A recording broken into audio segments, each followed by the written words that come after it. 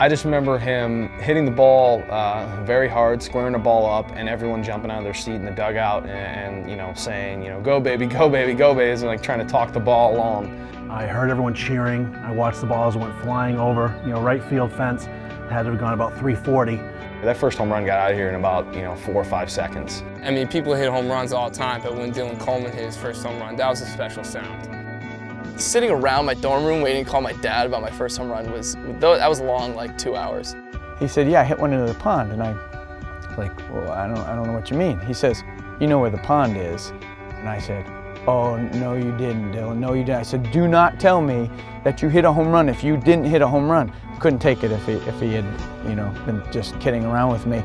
And once I realized he was serious, I had to sit down. I almost passed out. To be able to tell the guy who taught you your baseball swing that you finally did basically the biggest thing you can do at a baseball game, the apex of what you can do, that was exciting. To be able to tell my father that was just such a blessing. So we found out about about halfway through my wife's pregnancy. The ultrasound technician hadn't seen any bones on the left hand.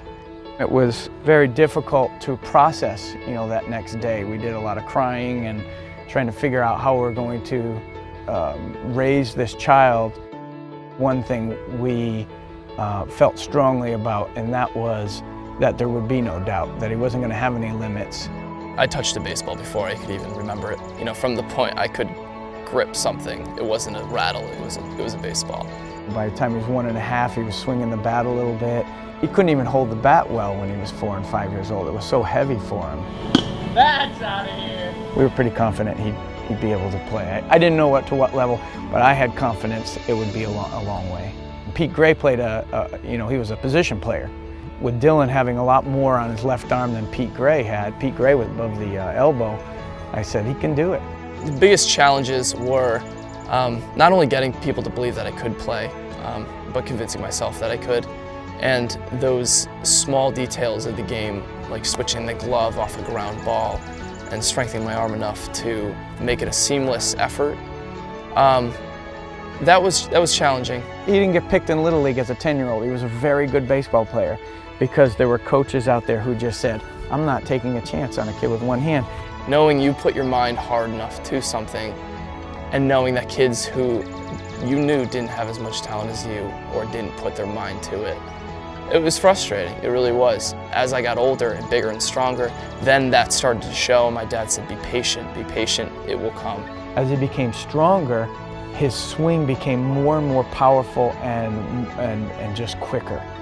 He has as much whip in terms of his swing mechanics as any guy I've ever coached, and it's just obviously because that hand is so dominant now. Attaboy. Dillon last year really came on offensively and was one of the leaders in RBIs on our team at batting average, so we were really surprised to see him hitting the ball hard. But when he hit that home run, and off the bat, it was no doubt. So when he called, I had no thoughts of him ever hitting another home run, and I actually was thinking, I've missed it. I missed the home run, but at least he got it.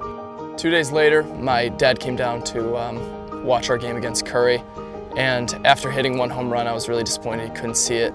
I was determined to show him something that day, but I could have never expected that I could hit another home run for him that he could be able to see. I'm standing right behind the dugout, right behind the backstop, and all of a sudden he hits this shot, and I'm thinking, oh my goodness, that has a shot.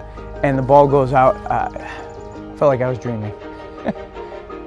And for him to be able to see that, and I remember running, I didn't look for him. I was just tried to stay as calm, cool, and collected as possible, trying to make it look like I had done it before, because I had. The expression on Mr. Coleman's face was just unbelievable. It was just utter joy and excitement for his son. I thought I was dreaming. I still was thinking about it later, saying, did that really happen? Did I just see that? But to have my dad, who raised me from a small kid and told me I could do anything I put my mind to finally see it, I knew it must have been emotional for him, probably even more emotional than it was for me. It was like all the culmination of everything we'd gone through, all the hitting we took, all the baseball playing we played when he was little.